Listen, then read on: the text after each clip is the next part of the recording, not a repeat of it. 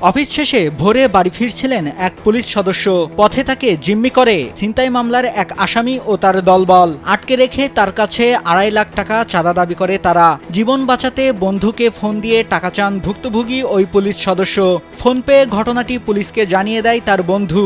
খবর পেয়ে জিম্মি পুলিশ কনস্টেবলকে উদ্ধার করে থানা পুলিশ। গেল 20 ডিসেম্বর রাজশাহীর রাজপাড়া থানাধীন টুলটুলিপাড়ার মোড়ে ঘটে চাঞ্চল্যকর এই ঘটনা। জানা গেছে, চলতি বছর নগরীর চিড়িয়াখানা সড়ক দিয়ে যাওয়ার সময় ছিনতাইকারীর শিকার হন এক দম্পতি। এ ঘটনায় হওয়া মামলায় অভিযুক্ত মোহাম্মদ মিলনকে গ্রেপ্তার করে রাজপাড়া থানা পুলিশ। মামলাটি কম্পিউটারে কম্পোজ করেছিলেন ভুক্তভোগী কনস্টেবল বদিউজ্জামান জনি, যা মিলন দেখে রেখেছিলেন। মিলন ওই ছিনতাই মামলায় জেল খেটে সম্প্রতি জামিনে বের হন। ক্যামেরায় ওয়াও, স্টাইল দেখাও, Xenon X21 পারলে ঠেকাও। এরপর জনিকে একা পেয়ে দলবল নিয়ে তাকে আটকে 2.5 লাখ টাকা দাবি করেন তিনি। ঘটনার পর থেকে পলাতক মিলন। তার ব্যবহৃত মোবাইল ফোনে একাধিকবার কল করা হলেও সেটি বন্ধ পাওয়া গেছে। এ ঘটনার পর ভুক্তভোগী পুলিশ সদস্য বদিউজ্জামান জনি মানসিকভাবে ভেঙে পড়েছেন। তিনি এখনও থানায় যোগদান করেননি। তার সঙ্গে যোগাযোগ করা হলে তিনি বলেন, অভিযুক্ত জনি ভেবেছিল আমি তার বিরুদ্ধে মামলা দিয়েছি। জেল থেকে বেরিয়ে সে আমাকে জিম্মি করে টাকা দাবি করে। টাকা না দিলে হত্যার হুমকিও দিয়েছিল বলে জানান ভুক্তভোগী জনি।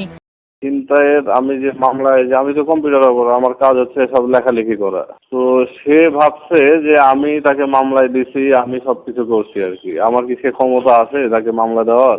আমি ইনস্ট্যান্ট একজনকে ফোন দিলাম যে আমার তো কিছু টাকা লাগবে, টাকা নিয়ে আয়। তো ও বুঝতে পারে না, ও ভাবছে যে কি হয়েছে না হয়েছে, যে আব্বু আমার বাসায় ফোন দিয়েছে। বাসায় ফোন দিয়ে জানায়, বাসায় ফোন দিয়ে জানার পরে বাসা থেকে আবার থানাতে খোঁজ নেয় যে আমি আব্বু থানাতে আছি কিনা। তারপরে আমার নাম্বার থেকে আমার বাবাকেও ফোন দেয় তারা আর কি, আমাকে দিয়ে কথা বলাই, যে কথা বলে 2.5 লক্ষ টাকা নিয়ে এখনই আসতে বল। তো আমি তার সাথে কথা বলে শুধু একটাই কথা বলতে দিচ্ছে যে শুধু টাকা ছাড়া আর কোনো কথা হবে না।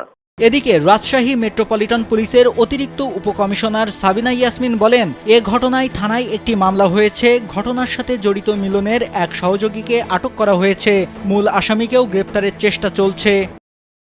ওকে কয়েকজন মিলে আর কি অপহরণ করে, পরবর্তীতে ওর ফোন থেকে ওর বাবাকে ফোন দিয়ে টাকাটা চায়। এরপর ওর ভাইয়ের কাছেও, ওর ভাই যখন ওই নাম্বারে ফোন দেয় তারা ধরে ওই যে 2.5 লাখ টাকা চায়। তো তারা সুকৌশলীকে বলে যে টাকাটা দিবে। পরবর্তীতে রাজপাড়া থানাকে পুলিশকে ফোন দিলে তারা গিয়ে আটক করে নিয়ে এসছে। একটু মামলাও।